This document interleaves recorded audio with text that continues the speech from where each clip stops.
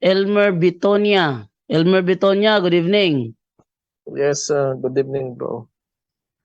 Oh, Ah, bale, parang yung mga katanungan ko, yung mga naitanong na ng mga nauna sa akin, puro mga pagpapakasal. Ano, eh, kasi yung aking girlfriend, ang gusto muna sa civil, sa mayor baga.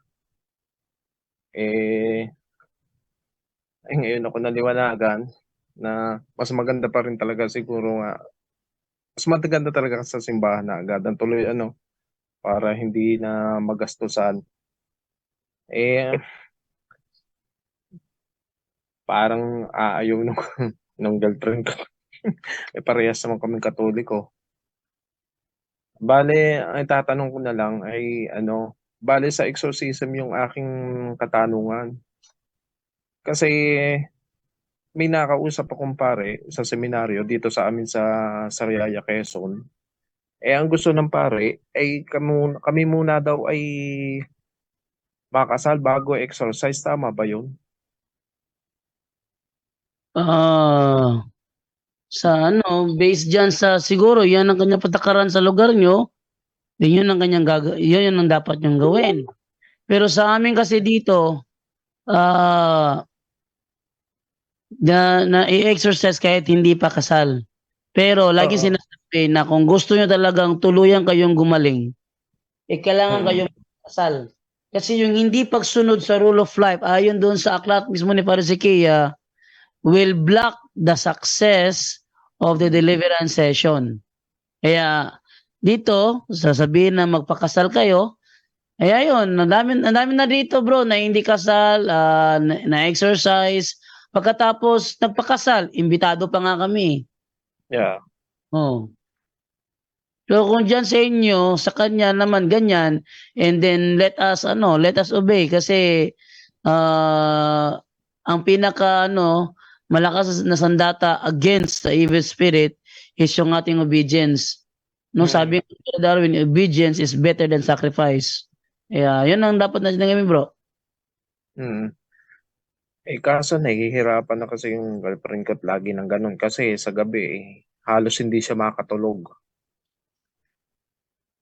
Kasi Ah, bigla na lang siya nagigising, tumitingin sa akin na may tatanungin ko kapatid naman yan, siya bro? na May kapatid yan, wala? meron. Kasama niyo o hindi? Ay hindi, hindi namin kasama. Nanay niya, magulang niya, Yung magulang niya, yung dalawa niyang magulang. Bale yung kasama dalawang kapatid ay nakasal na. Yung isa ay sa mayor, yung isa ay sa simbahan. yung magulang niya kasama niyo. Oo. Yung magulang niya pwede siya i-deliverance nun. Ah, Hmm. pwede yun. Oh, yung magulang niya. Pero dapat talaga sumunod pa rin sa rule of life. Yung authority na magagamit ng kanyang magulang, yun ang kanilang natural authority as parents at yung anak nila is under sa kanilang authority kahit tumanda na yung mga anak is under pa sa authority ng inyong mga magulang. Pwede nilang magamit ng natural authority but once again, kailangan talagang sumunod sa rule of life na nasa state of grace. Kasi kung halimbawa, gumaling yung misis mo, tapos ganun pa rin kayo, live-in pa rin, parang mamaya natin pakasal pag meron ng pera. Mm. Walang eagerness na talagang mawala yung kanilang yung nasa state of mortal sin, mahahadlangan yung success ng pagkagaling ng ng shota mo. Ayun. So, iba pala ang patakaran dyan sa inyo kaysa dito sa amin sa Quezon Province, ano? Kasi gusto ko muna kami magpakasal muna daw kami bago exercise eh. Maganda sana kung wala pa naman kaming pera na ika nga pampakasal. Mm. Okay, Gusto Okay meron ko naman. bro, sana may exercise. Oo.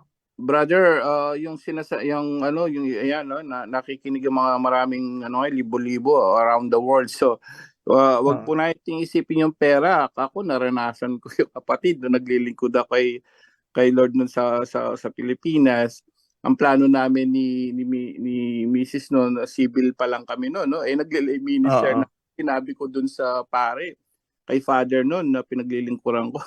Pareho-pareho sitwasyon natin. Ngayon, nangyari, sabi ko, babalik muna siya sa Japan, father, 1 year, mag-iipon muna kami. Alam mo, sabi ni father sa akin, alam mo, sabi niya, ang importante, hindi naman yung pera importante yung mabasbasan kayo. So tanggalin natin sa isipan natin yung mga maraming tao ngayon, mas importante yung bongga kaysa dun sa kaluluwa. So ang mangyayari kasi, tandaan natin anytime, any moment, mortal sin kasalukuyan yung nangyayaring live-in. So anytime, sabi ng 1035 ng Katikisim, when you die in a mortal sin, ang mangyayari talaga, immediately, lahat na nakikinig ngayon, you will go to hell. So ang mangyayari, ano bang mas mahalaga? Yung bongga o yung kaluluwa? Kasi ang ginawa namin noon, talagang nagpaplano kami, lahat ng tao yata ganun ng plano, which is mali. Hanggang sa umabot ng makamatayan na lang, hindi nakapagpakasal, saan pupunta yun ayon sa katikisim natin? So, delikado po talaga siya ako, daretsahan ako rito dahil ang ginawa talaga namin yun, maniwala kayo hindi, from bonggang plano. Kasi pinatigil din akong pag-delay minister, tigil ka muna hanggat di kayo nababasbasan. Sige, sabi niya. Tumigil talaga. Alam mo, bago siya umalis nun, 1 linggo inayos ko. Tapos ilan lang kami, restaurant from bonggang-bonggang plano, restaurant, wala pa kami 20 yata. Pero ang sarap ng pakiramdam. Bakit? Kasi nabasbasan kayo ng Diyos. Kasi importante kasi po yung basbas. Tingnan mo, ang dami kung ano-ano nangyayari sa inyo. And that's the opening of the opening yon, door opening ng mga evil spirit yan, yung mga hindi kasal. Door opening yan. Bakit? Mortal sin In every mortal sin, may demonic na papasok diyan kada isang mortal sin lang. Maliban dun sa paalbularyo, maliban sa 7 deadly sin, yung lang live-in pa lang, mortal sin na may nakakapit na diyan. Si ano yan? Sino ba yun? Tama ka, brother. Beelzebul demon na ayaw niya kayong papakasal para magtuloy-tuloy ang pagmortal yung kasalanan. Pag namatay ang tao kasi, makukuha niya. And that's exactly yung pag-deceive ni ang gusto ng mga tao ngayon, bongga. Magpapakasal sa civil, konti lang. Bongga sa church. Ang nangyari, hindi na umabot sa church. Nawala na aksidente, namatay, binangungot, nagka-cancer. Wala nang chance. Anong mangyayari sa kaluluwa natin, kapatid? So, here in the punto 4.0, our purpose here is to save people. Hindi po tayo naghuhusga. But sabi nga ni Jesus, pumunta ako rito hindi para humatol o humusga, kundi para magligtas. So, yung po kasing maling ng tao ako, nangyari. Pero, inuna ko Diyos. Sabi ko, sige, kahit hindi na bongga-bongga, na lang tayo. 1 week, 2 weeks lang. Natapos namin yung kasal na parang gulong sa amin yun sa Kapampangan. Kami lang. Nakaraos because inuna namin ang basbas ng Diyos na sa konsensya po, napakasarap.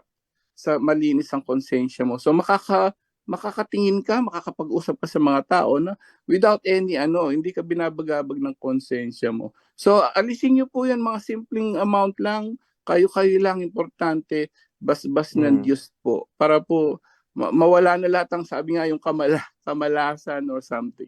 Yung po kasi nagiging door opening Opo. Oo. Talaga nangyayari. Yes. Kahit sa sarili ko ako yung gumagawa pa rin ng talagang tunay na nangyayari talaga. Door opening yan. So alisin po natin yon. Tagalin natin sa isip, kailangan bonggang-bongga, hindi po kailangan bongga. Mas importante po yung kaluluwa natin, malinis, masave po. Yung po yung purpose naman natin dito sa lupa Because we don't know anytime po, baka hindi natin alam kung gising pa tayo bukas, right? So, hindi natin alam. So, unahin po natin yon, kapatid. Salamat po. Isa din yung problema din ng kapatid ko, kasi yung kapatid ko kasal sa civil sa mayor. Noong ang bayaw ko siya ay na-depress ng sobra, ay naakit siya ng MCGI. Ngayon, nagagalit yung magulang ko. Hindi sila kasal sa simbahan. Ang tatay ko, lay minister nakikita niyang ganun. Ang kapatid ko hindi pa kasal sa simbahan at sa civil nga. Ay baka yun din ang dahilan na ayaw magpakasal ng aking bayaw ay dahil siya ay naroon pa sa MCGI. Ang hinahanap kasi na din naman ay yung baptismal hindi makita-kita.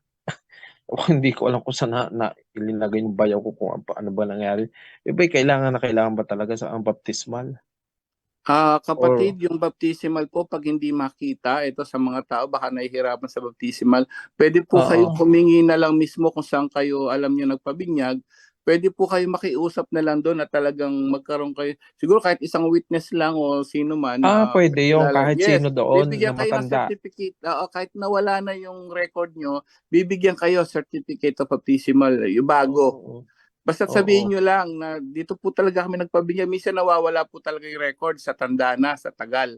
Oo, yun naman pala Pero pag alam nyo, sa Oo. isip nyo, doon kayo lumaki, doon kayo nagpabinyag, pwede nyo po Mm-mm. kausapin yung parish priest, kapatid, pipirma nyo yun. Certificate Mismo of doon sa lugar na yon, Yes. brother.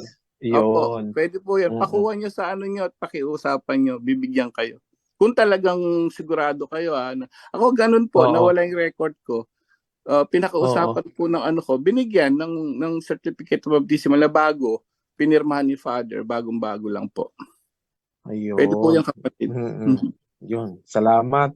Opo. Yun lang. Salamat sa Diyos. Opo. Siya, imbitado kayo sa kasalan. Sige po. Salamat, brother. Brother Jando. Thank you. Okay, thank you sa iyo, brother, no?